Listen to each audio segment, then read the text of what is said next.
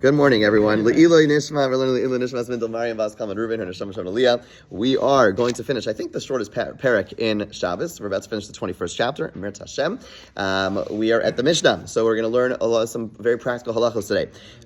Okay, so Beis Shammai Omrim, we're talking, right? You see the Mishnah, Kufem Gimel Amud Aleph, Beis Shammai Omrim, Beis Shammai says, Ma'avir mi ala shulchan atzamos uklipos. So a person allowed to move bones and husks from your table. Let's say you're sitting at your table and you have a whole bunch of waste, right? You sat there and someone just came back from Israel. They brought me a big bag of garinim. Okay, so if you ever walk through the streets of Israel, everyone's spitting those things. It's disgusting. It is like terrible. No normal person should do that. Anyway, bottom line is that, fine, but let's say you're eating garinim at your table. Okay, and you put them on the pile. Okay, you didn't put them on a plate, you put them on the table, and now you want to clean the table. Bottom line is you're allowed to do so. Or you ate chicken wings, and now you have bones sitting on the table. Also, says Beis Shammai, you're allowed to move them with your hands. Pick them up, throw them in the garbage. Beis Hillel omrim, misalik es a tavla kula menara. Beis Hillel disagrees. Beis Hillel says you cannot lift them directly. Rather, what you have to do is you lift up the table, okay, and you shake them off. Now, keep in mind, their tables, they had like much more like a TV dinner type of table. What do they call those tables? Whatever, those little tables, trays, I don't know, whatever, some table that's in front of you. But basically, where Beis Hillel is saying you can't handle them directly, you can handle them indirectly. We'll come back and we'll see who we rule like shortly. How is this different than the situation of the pillow? How is this different than the situation on the table? So we're not necessarily talking about a case where you need a letzorach gufo, letzorach makomo. We're just saying, I don't want them here. Right? There's waste over here. The pillow is talking about a case where I need to use this pillow, or I need to use the space of the pillow. Here we're talking about the fact, I finished my meal, I finished lunch. Okay, I'm going to have shal shudis, in shul, whatever it is. It's just sitting on the table. Okay, ma'avir me'al shulchan. A person's allowed to remove from the table perurin pachos mikazayis, crumbs that are smaller than a kazayis. Crumbs that are smaller than a kazayis are not considered to be human food. Most people don't eat crumbs, right? Nonetheless, I'm allowed to move them. V'seir shel afunin v'sa'ara dashim, and pea pods and lentil pods, right? Those are like the thin shells, which also thin peel shells, whatever you want to call them, that people are not going to eat. Why? Because they are fit for animal use. Okay, svog, a sponge. Im yeshlo or beisachiza mekanchen bo. If it has a leather handle, a person's allowed to wipe a table with it when it's damp. Not when it's soaking, but when it's damp, you're allowed to use it. Vim lav im mekanchen bo. But a regular sponge which does not have a leather handle, you are not allowed to use it even when it's damp because water is going to be squeezed out of it, and you are not allowed to use a sponge on Shabbos because of the fact that there is going to be different explanations in terms of what the isser is. But let's just say schita. You're squeezing something out of something else, and that is therefore going to be usher. That's why we do not use sponges on Shabbos. The poskim do speak about a sponge which is not really absorbent, right? The Shabbos sponge that people typically use. How you define what's non-absorbent, what is absorbent. Many poskim say just put it underwater, and if it just lets the water run through, then it's non-absorbent. If it's going to trap the water even for like a second or so, then it's absorbent. So your typical one that has, you don't have to buy like a Shabbos one or like a halachic one. You could get one of these like bristle sponges and just do the test yourself and see if it traps water or not. Okay, but a dry sponge, that is something you're allowed to use, similar to a dry toothbrush. I think we've spoken about in the past, right? A person could technically brush their teeth on Shabbos. We'll talk about toothpaste another time, but in terms of the brush itself, if it's a dry toothbrush, you'd be allowed to use the toothbrush on Shabbos. It's only a wet toothbrush, right? So Friday night, your toothbrush might still be wet. Shabbos morning, I imagine your toothbrush is dry. You'd be allowed to brush your teeth on Shabbos using the dry toothbrush. Again, no toothpaste right now, but using the dry toothbrush, that would not be a problem. Even though it's a sponge, but it's a sponge that is dry, that's not a problem. Okay. In either case, the Mishnah concludes you're allowed to move it on Shabbos when it's dry, meaning even a sponge, and this is exactly what I'm talking about, even a sponge that is a sponge that cannot be used on Shabbos, like a regular sponge, it's not muksa. You're allowed to move it on Shabbos, and it is not susceptible to tumah. It's not considered a kli in the classic sense. A kli is like a wooden utensil, a metal utensil, a piece of clothing. A sponge does not have the characteristics of a regular utensil, and therefore it's not mekabel tumah. Okay, says the Gemara. Oh, yeah. So we have a disagreement with Beis Shammai in the first opening line, right? And then it seems to be that everybody agrees about these smaller amounts, and there's no debate, is what it seems, about the sponge as well. So correct. The sponge is a completely separate halacha. It's just talking about cleaning the table. The difference between the first statement, the first clause, and the second one is that the first one is talking about food which presumably is not fit for animals. Right, and that's what the second one says. Everyone agrees you can move the other ones because it's fit for animals. But the first category, it's not fit for animals. Beis Shammai says move directly. Beis Hillel says move indirectly. Okay. Amar Rav Nachman. Okay, so Rav Nachman says Ein Anu ein lanu ela Beis Shammai Rav Yehuda uBeis Hillel Rav Shimon. Okay, we have nothing other than Beis Shammai holding like Rav Yehuda. Remember, there's a couple of machlokim which keep on happening over and over again. Rav Shimon and Rav Yehuda argue about how broad are the parameters of muksa. Rav Yehuda has a very broad application of muksa. Rav Shimon much more narrow one. And by much more narrow, I mean Rav Shimon allows you to touch more and more things. I think the example we gave, is Rav Shimon, allows you to handle more things. Rav Yehuda is much more limited, right? The little yud as opposed to the shin. Rav Shimon says touch anything, not anything, but he is much more open with muksa. Rav Yehuda is much more limited in terms of what he allows you to move. So Rav Nachman says our Mishnah is incorrect. In other words, there's another version where it's the opposite. Beis Shammai is the one who says you move it indirectly, and Rav Yehuda is the one who holds you move it directly. And Beis Hillel is the one who holds it directly. The Mefarshim points out that there's a list in Mesachas Edios where it talks about all the places where Beis Shammai is more lenient than Beis Hillel, and this Mishnah is not listed. So clearly our version is incorrect. It'll be done by the time we finish davening. Don't worry. What's it called?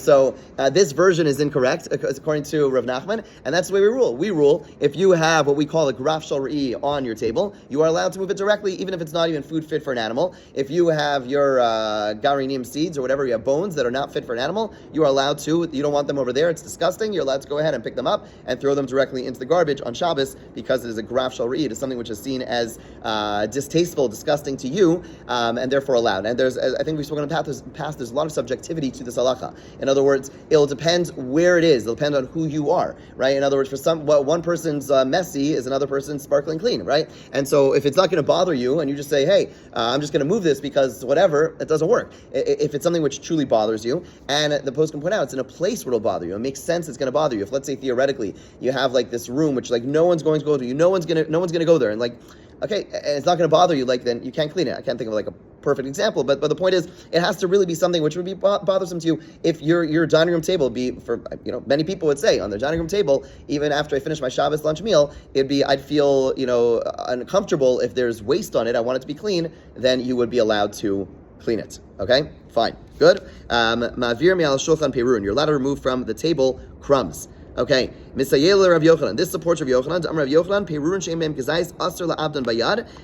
If they, it says you're allowed to remove them from the table. Okay, but that, and the implication is that you're not supposed to destroy them. You just remove them from a table, and then you can throw them out. But you can't go ahead and destroy them. And the fact that it says you're allowed to remove them from the table, it doesn't say you could discard them, implies that you should be even respectful to things that are less than a kazayis. So halacha l'maisa, let's just talk about this practically. We do have a lot of respect towards bread. There is this general halacha that it's not because bread has feelings or anything of that nature. It seems to be an expression of the fact that we recognize this is our source of sustenance and something, a gift from Hashem, and we don't want to be, we don't want to be flippant towards it. So if you have a piece of bread that is a kazayas, you are not allowed to throw that directly into a garbage. That would be a disgrace to it. And the halacha is you're supposed to wrap that up. You cover it in some way. It doesn't have to be like wrapped. But the point is, if you cover it on all sides, if you have like a larger piece of challah that you want to throw out, you should cover it on all sides as a sign of respect. When it comes to even less than a kazayas, you're allowed to throw it directly. But as we're learning from this Mishnah, you're not supposed to like throw it into fire. You're not supposed to go ahead and destroy it actively, but you're allowed to throw it directly into garbage. Yes. What if it's moldy or has freezer burn? It's still you should treat it with respect. Bottom line is yeah, I mean it's not too different than something that is garbage in the sense that in the sense that you're not hungry for it, you don't want it anymore, right? There are some important dispensations for a case where it's going to be a loss of money. The post can point out that this is that you see from other Gemaras, not here, but there is a kula when it's going to be something which would potentially you'd lose money from, and that's extremely relevant. If you're a caterer, imagine your caterer is going to go from table to table and trying to not be over on Bal Tashbas. That would be insane, right? And the amount of money, time per personnel that it would take would be too much, and therefore there is that leniency. In a personal home, take the extra 10 seconds. It's not going to be really impact you, but certainly in a larger scale, it would be mutzar to throw these things out. Okay, let's go further. Seir shalafunim, where we have pea pods, lentil pods. You're allowed to throw them out because they're fit for animals. Mani, who is this? Who is the one who allows this? Rav Shimon to leisle muksa. Rav Shimon is the one who allows such things because Rav Shimon does not have the broad application of muksa, i.e., he allows you to touch more things. He says as long as it's animal food, it's allowed. Rav Yehuda would say no.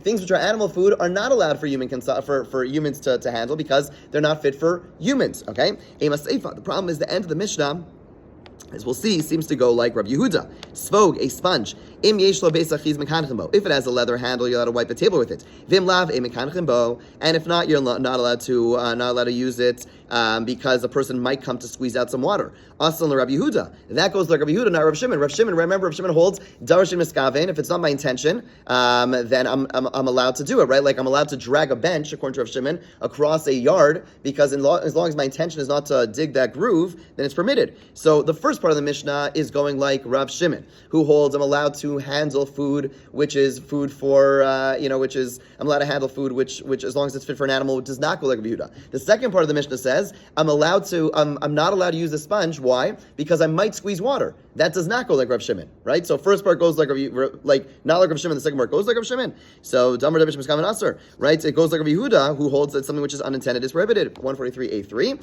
says the Gemara Beha Afilu Rav Shimon Moda. We've seen this answered numerous times regarding such a case, wiping a table with a sponge that has no handle. Even Rav Shimon would agree. Why? Abaye v'Rava, Damar Tavayu, both Rabbi and Rava say Moda Rav Shimon b'Sik Reishav lo Yamos. Right? We had this principle numerous times that when it is inevitable, when something is going to happen even if it's not your intention, but if it happens inevitably, there even Rav Shimon would agree that it is asur, right? So if I do something and it is an inevitable consequence of my action, Rav Shimon would agree that it is asur. So again, let's just go back to the bench case. If it's today, and if I were to go in the front of the shul and be dragging a bench, there is no chance that it would not dig a groove. It would definitely dig a groove, even though it's not my intention, but it's all muddy, and therefore it's definitely going to dig a groove. There Rav Shimon would agree. Rav Shimon only saying it in a scenario where I'm doing something, I'm not intending to do it, it may happen, it may not happen. There Rav Shimon says it is allowed. But when it's definitely going to happen, Rav Shimon says it's asur, and therefore this whole Mishnah goes like Rav Shimon. I'm allowed to move food which is fit for an animal like Rav Shimon, and I'm not allowed to use the sponge because it's inevitable that it's going to squeeze water out of it.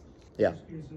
The sponge, the only problem is if it doesn't have a handle that you're not going to, so we're not concerned about the use of the sponge. They said you're going to squeeze it when you go to grab it. Well, what about when you're using it? So right, so even there, the Mishnah I believe the Mishnah is limiting it to a case of using it where it's just moist. Where it's just moist and you're going to be using it, the assumption is it's not going to squeeze out water. But your typical sponge, let's say you had a sponge with a handle on it, and it's going to be wet, then it would be asur to use. So the bottom line is I would stay away from using a sponge in general. Absolutely. We talked about baby wipes? Yes. Great, let's go further. Hani garinin, yasa, pits of Aramean dates. Okay, Aramean dates were like lousy, like low-grade dates. Okay, those were fed to animals. So before Shabbos, you already basically designated those dates in your head to feed animals. So shari l'tatzlinu, you're allowed to move them on Shabbos. Ho v'chazian agav iman, you're allowed to move the pits on Shabbos, since they were fit already before Shabbos. The whole date was fit for an animal. Okay, we'll see the contrast. We'll understand what he means. Udafarsayasa, Persian dates asur. You can't move the pits of Persian dates on Shabbos. Why? So let's understand this. Persian dates are human dates that human beings eat. Okay, so if you're a human. Sorry. Okay, so a normal human being, what they would do is they would take a date, they'd eat it, and they throw the pit away, right? Now that pit, you'd say, it's fit for an animal. But that's something we call nolad. Nolad is basically when something was in one status before Shabbos and had a new status on Shabbos. That is muksa. Before Shabbos, this pit was fit for people. After Shabbos, after I start eating the pit, when I'm eating the pit on Shabbos, then the pit becomes fit for animals. So this thing now becomes animal food. That's nolad, and it's muksa. I can't go ahead and handle that. With Aramean pits, dates, since the dates themselves were going to be given to animals, then nothing changed. These dates and their pits were always fit for animals, and therefore nothing changed, and therefore I'm allowed to handle their pits as well, since it was always food for an animal.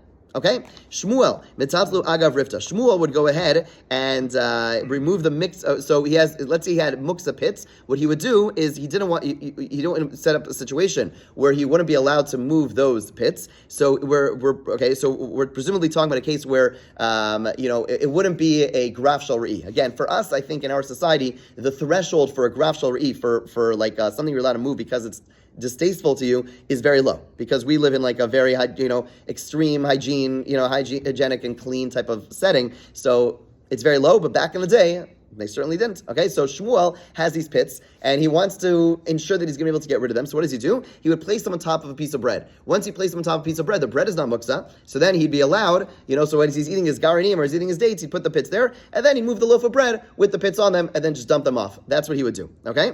Shmuel Shmuel holds,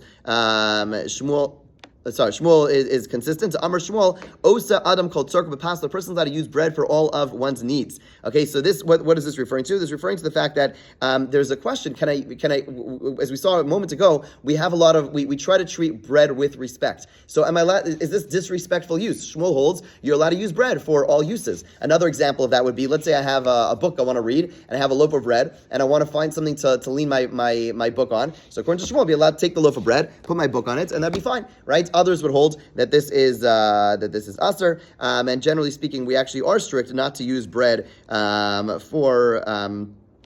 for purposes that are not respectful purposes. Okay, Rabba b'taltzluhu agav lakana demaya. Rabba would put the pits into a bucket of water, and since he's able to move the bucket of water, he'd be able to move this. Rav Huna b'reid Rav Yeshua avilu kigraf shel re'i. Rav Huna, the son of Rav Yehuda, would pile them up deliberately in a way to make them repulsive, like a vessel of excrement, i.e. graf shel re'i. However, Amalei Rav Ashi lameimar, Rav Ashi said to Ameimer, v'chi osin graf shel re'i lechatchila. Are you allowed to purposefully create a situation of a graf shel re'i? He says no, you're not allowed to do so. So again, you can't go ahead and use graf shel re'i as a shtick. But in any situation where you're normal eating, right, and you're going to have a graf shel re'i, it's going to be mutter. So again, if you are eating in a normal fashion on your table, you have waste, you'd be allowed to move those things. Okay? Rav Sheshes zark luhu belishne. Rav Sheshes would spit them out. Okay, so he would eat the things and spit out the pits, and that's how he would get rid of them.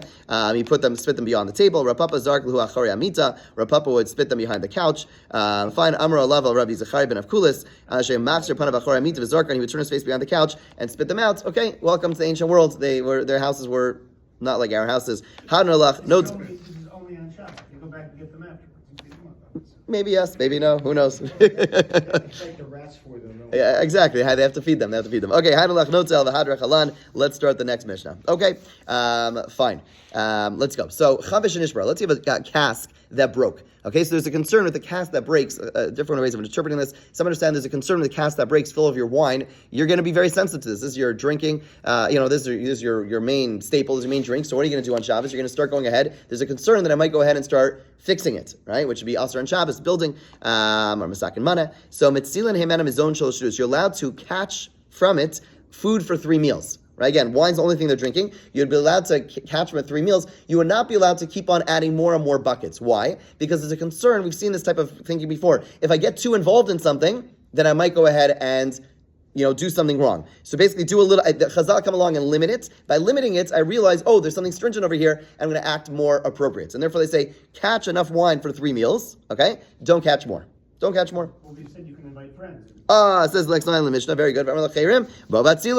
Same principle. You're allowed to go and tell someone, you're allowed to tell everyone, come get wine for yourself. You're not allowed to sponge up the spilled wine because you might come to squeezing out from the sponge. This would be us, or we're going to get into more details about this, but we're going to get into a whole discussion about how to clean up a spill on Shabbos, right? Are you allowed to use, let's say you have wine that spills, are you allowed to go ahead and clean it up with a towel, or is there a concern? I'm going to go ahead and squeeze that towel out, and we're going to see when you're allowed to use a towel, when you're not allowed to use a towel. Is there a difference between a material towel or a paper towel? So we're going to get into all those halachos very, very pertinent soon. Okay, Ein sochetin es apers lotzim and mashkin. Another relevant, another set of halachos. We're talking about squeezing, and that is you are not allowed to squeeze fruit on Shabbos to extract liquid from them. You cannot squeeze an apple. You cannot squeeze an orange. You cannot squeeze a lemon. Right? Lemons are very, very common. We'll see. Are you allowed to ever squeeze a lemon? Are you ever allowed to squeeze any fruits? We'll see what the applications are. Vim yatsu me'atzman asurin. Let's say the liquid came out on its own. It's usur. So let's think about a case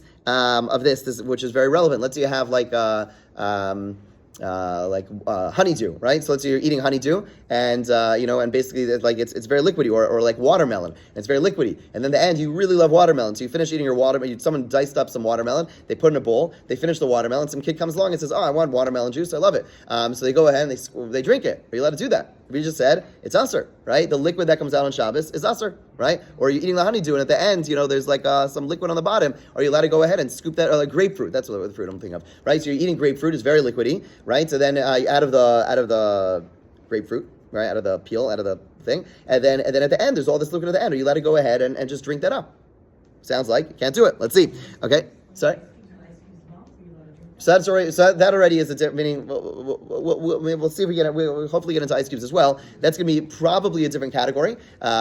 Short answer is a different category. Although short answer, before I forget, is that it's important to put ice cubes into water. That it just melts into the water. You shouldn't on Shabbos shouldn't have standalone ice cubes. Not a good idea. Yeah, and it does relate to these halachos. But yeah, you should not have standalone ice cubes. They should always be melting into water. Rabbi Yehuda Omer im laochlen yotzmei mutter. Rabbi Yehuda comes along and saves the day. Rabbi Yehuda says if they were set aside for eating, for food, then the food that comes out is fine. But